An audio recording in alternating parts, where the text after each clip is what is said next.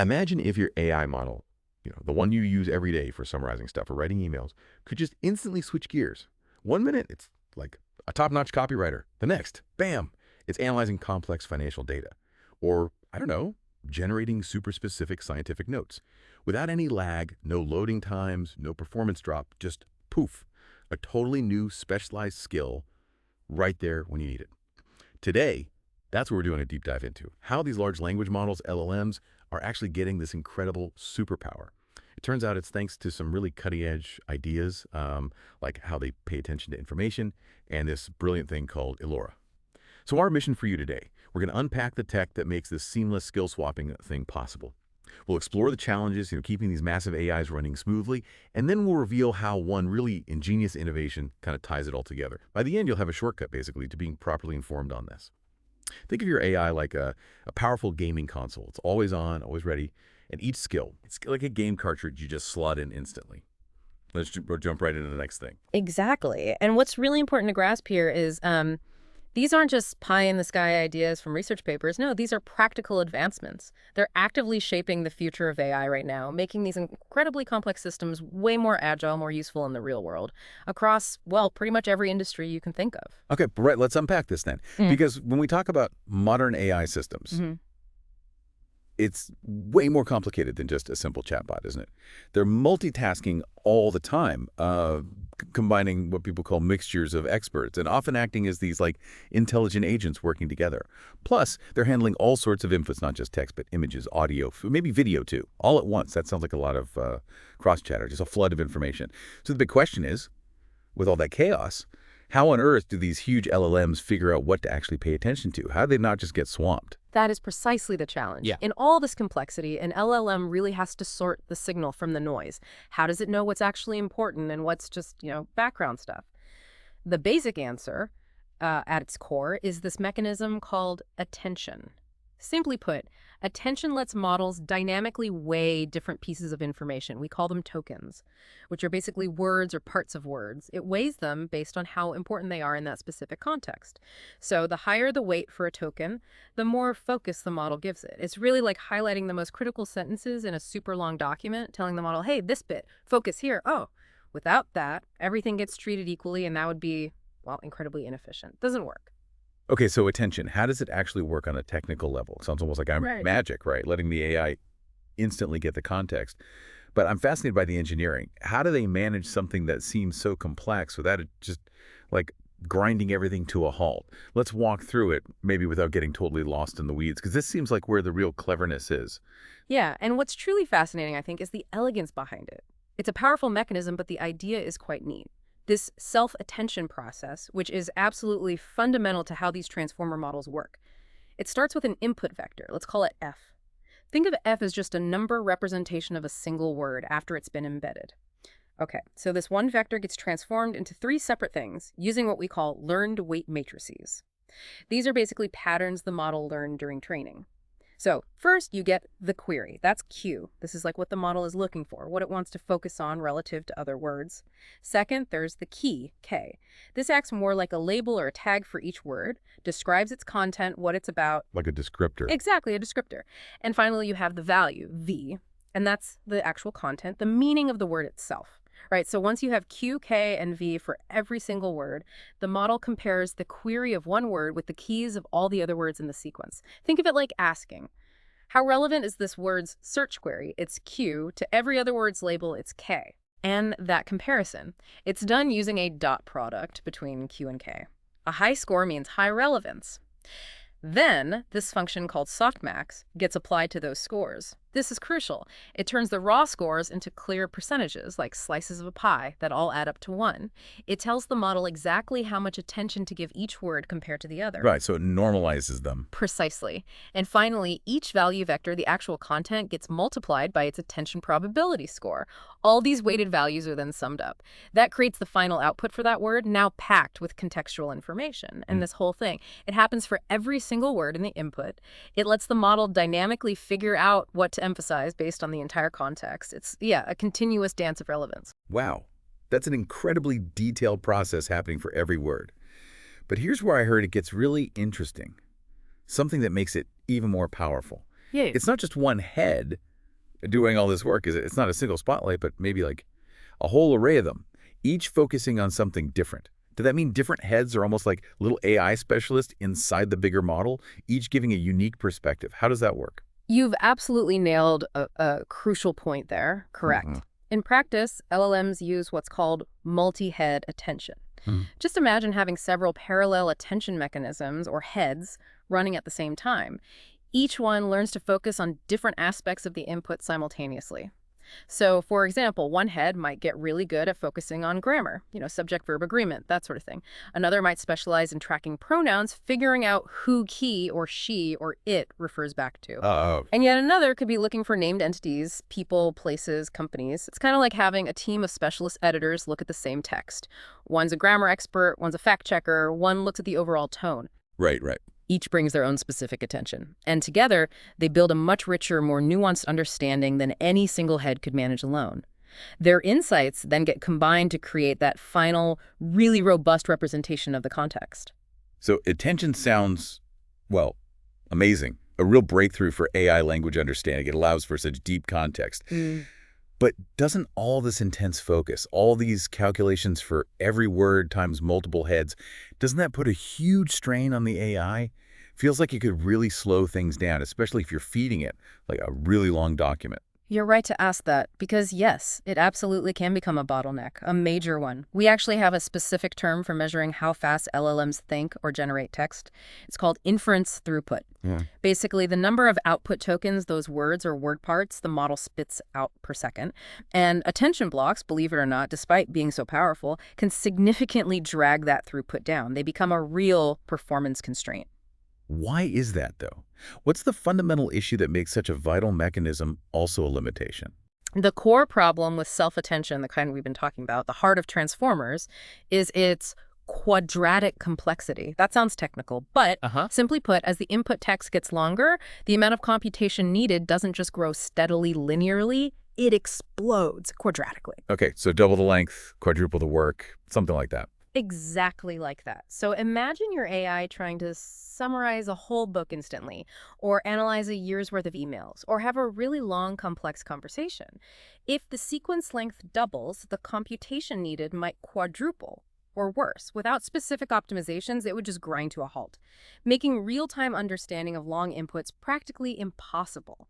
So this isn't just about speed, it's about enabling whole new types of AI applications that just weren't feasible before because of the scaling problem. And just to quickly break down what affects that throughput speed. There are really three main things. First, sequence length. As we said, longer text means exponentially higher attention costs, the big one. Second, batch size. If you try to process lots of inputs at once to be efficient, you need way more memory, which can slow you down too. Right, memory limits. Yep. And third, model size itself. Bigger models with billions more parameters just need more calculations for every single token they process. That directly impacts speed. Okay, so attention is essential for understanding, but it's also potentially a massive bottleneck for performance, especially as things scale up. What are researchers and engineers actually doing about this? How do they keep these powerful models running efficiently, especially when they're getting bigger and doing more complex stuff? It must be a huge focus. Oh, absolutely. And what's really fascinating here is the sheer ingenuity going into optimizing these systems. There's a whole suite of clever solutions. Several really smart strategies are used to tackle these performance issues. One really key method is key value caching.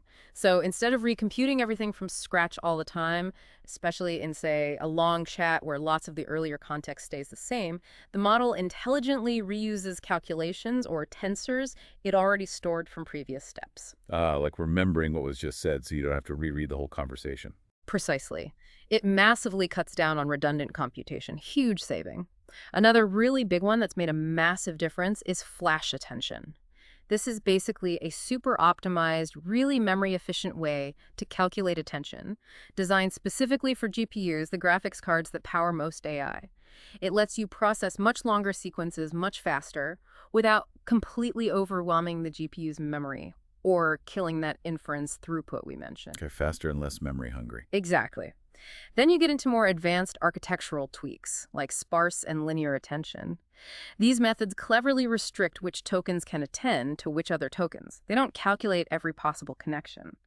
This cuts down significantly on that quadratic complexity issue by making some connections more efficient or just skipping ones deemed less important. They're really good for handling extremely long contexts where full attention would just be too expensive. These sound like brilliant solutions, really boosting efficiency. Yeah. But are there any, trade-offs? Do these optimizations maybe affect accuracy slightly or flexibility in some ed cases? Anything listeners should know. That's a really good question. And yeah, it's always a balancing act in engineering, isn't it? For most uses, these optimizations offer huge speedups with minimal, often zero, noticeable impact on accuracy. Flash attention, for instance, is designed to give the exact same mathematical result, just much faster. Oh, interesting. Sparse and linear attention methods can sometimes involve a tiny trade-off. The model might not see every single possible connection if the sparsity pattern isn't perfectly suited to the task. But for many, many applications, the efficiency boost is so massive it far outweighs any tiny potential difference. And we shouldn't forget model compression, too. This involves things like reducing the precision of the numbers the model uses internally, maybe going from a 32-bit number down to an 8-bit one or even less. Quantization, right? Exactly. Quantization is a key part of it. This dramatically shrinks the model's memory footprint and speeds up calculations. Usually, you only see a very small drop in accuracy, if any, after careful fine-tuning. It's all about finding that sweet spot, big efficiency gains without really hurting performance quality. But it does need careful work to get right. Okay, right. Now, let's tie all this back to the main idea, skill hot swapping. That concept of an AI instantly changing what it's good at, like plugging in that game cartridge. We've talked attention, we've talked optimizations. How does the hot swapping part actually happen, specifically with this thing you mentioned, Allora? This seems to be where it all comes together. Good question. Yeah. How does an LLM suddenly become a specialist in, I don't know, medical diagnosis or writing Python code without needing massive retraining every single time? Allora, which stands for Activated Low-Rank Adaptation, is the really clever answer here. Yeah. But to really get Allora, we probably need to quickly touch on its predecessor, just Laura, Low-Rank Adaptation. Allora is basically a technique for fine-tuning an LLM, but you only update a tiny fraction of its parameters, its nodes, like maybe 0.01% of the whole model. The vast majority, the other 99.99%, stays frozen. That's the shared core engine. Those tiny parts you do update, those are the adapters. Or, using your great analogy, they're the game cartridges, Mora. They specialize the general-purpose LLM for one specific task, summarizing, coding, whatever. Instead of retraining the whole giant thing, you just tweak a tiny targeted piece. That makes total sense for efficient specialized training. Huge saving. But what if the activated part, the A in Allora? What if you're actually using the AI for one task? Maybe it's halfway through summarizing a long report. Yeah. You instantly want it to switch, say, start generating legal points based on that same report. Normally, you'd think you have to stop, reload, reconfigure everything, which is slow, right? Yeah. That kills the whole instant idea. Exactly. Simply replaying the whole session history or loading a totally different specialized model, that would be incredibly slow. Computationally expensive, too. It completely defeats the purpose of hot swapping. And that is precisely where the A in Allora makes the magic happen. It allows the model to reuse computations it has already done by cleverly tapping into that key value cache we talked about earlier. The caching again? Yes. Remember how we cache past information to avoid redoing work? Allora leverages that cache. So you don't have to start the whole process over again when you switch skills. The model can seamlessly use what it's already processed, even as its specialized adapter changes midstream. This means it can switch specialties almost instantly, without that huge overhead of starting from scratch. Now, you might be wondering, okay, but what's this got to do with attention? Yeah, how does it connect? Well, it connects directly. Allora specifically targets the projection layers right inside those attention blocks we discussed. Remember our query, key, and value matrices, where the model learns what to focus on. Allora primarily modifies the query projection layer, though it can target keys and values too. It injects these small, learnable changes deltas directly into how the model calculates those attention weights, figuring out which words matter most for the new task. And that crucial activated part. It cleverly manages the input, sort of dividing it into the part processed before the skill swap and the part processed after. This smart division lets it directly reuse the computations already sitting in the KV cache from the before part. So no need to recompute all that when you swap skills mid-task. And the beauty of it is, the huge base model, that core engine, stays completely untouched. Frozen. This massively cuts down the number of parameters you need to train for each new skill, while still letting a model get incredibly good at diverse, complex tasks. Whether that's, super specific medical Q&A, advanced coding, nuanced legal work, or creative writing. It's like having a master chef who can instantly switch from making delicate souffles to perfectly grilling a steak using the same core kitchen, but just swapping out a few specialized tools. So what does this all really mean for us? For the people using these AIs, and maybe for how they get deployed in the future, it sounds like we're entering a whole new phase of AI flexibility. Yeah, if you connect all these pieces, the sophisticated attention for deep understanding, the optimizations for speed, and then Allora for rapid specialization, the bigger picture is genuinely revolutionary.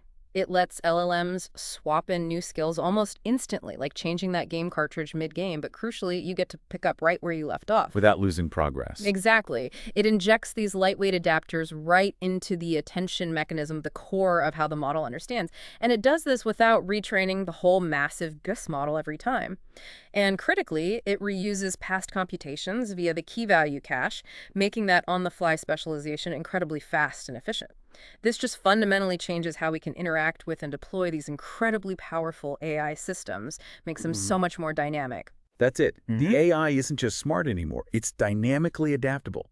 In real time. It learns new tricks on the fly without breaking a sweat, picks up new tasks mid-sentence almost.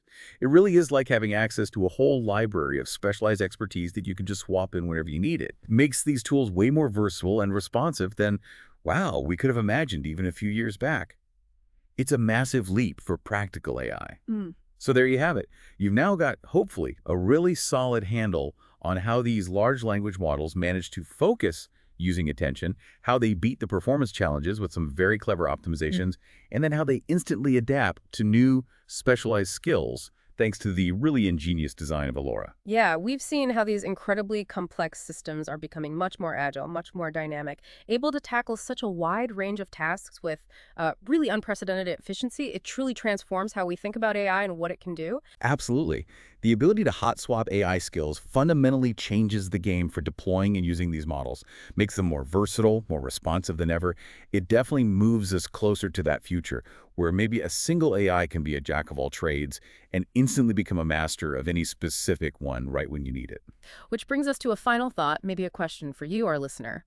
As these models gain this power to instantly switch between really complex, specialized tasks, what new applications, what new possibilities does that open up? Things that were just impossible before, or way too slow because you needed massive retraining or totally separate models for everything. Think about how this kind of instant adaptability could fundamentally change whole industries. Or maybe just impact our daily lives in ways we haven't even considered yet. What could you do with an AI that could instantly learn any skill?